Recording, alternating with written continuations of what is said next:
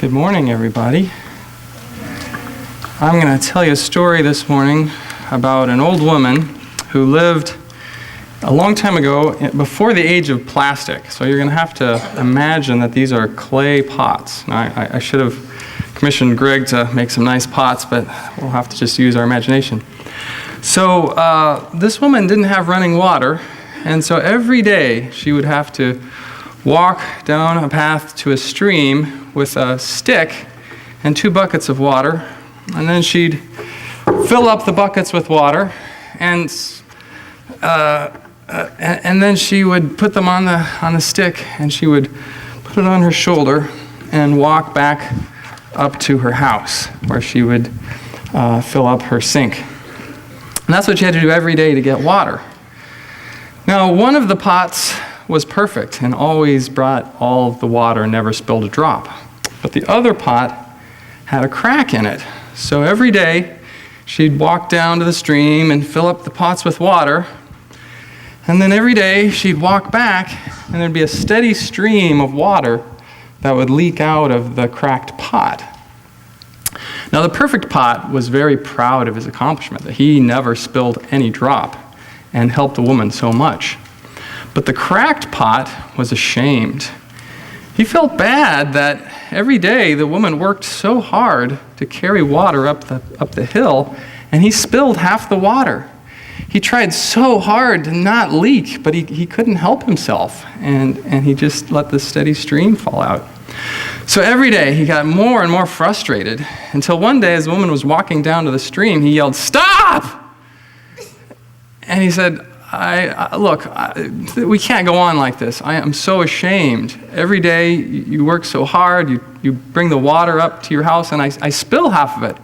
You've got to do something. You've got to replace me. Get a new pot or something.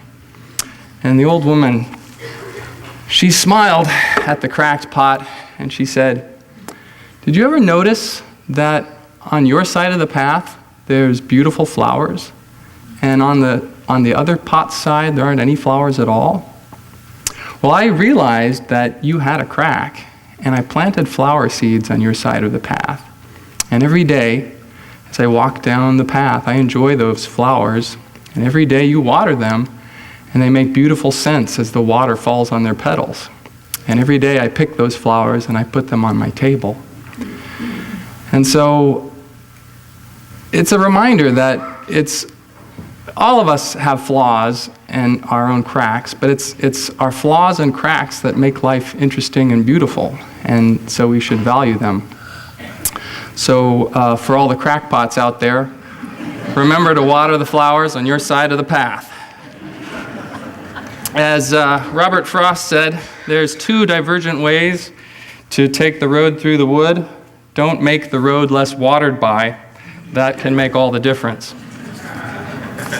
So, the scripture is the Beatitudes, and it's about taking a better attitude towards things that might look like flaws.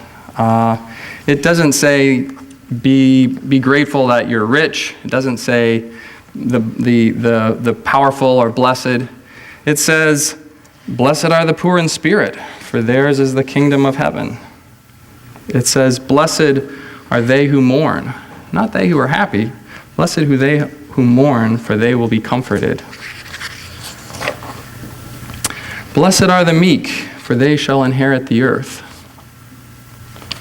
"Blessed are they who hunger and thirst for righteousness, for they shall be satisfied." "Blessed are the merciful, for they shall have mercy." Now, I know Dirk Willems' story isn't maybe the best example of that, but we celebrate the merciful anyway, so it's a good thing. "Blessed are the pure in heart, for they will see God." I can't get the next one. "Blessed are the peacemakers, for they shall be called the children of God." And what do you see happening here? Can you tell what's going on in here? Yeah, one of the boys is getting bullied. And it says, "Blessed are they who are persecuted for the sake of righteousness, for theirs is the kingdom of heaven. So that's the scripture for today. Thank you for coming up.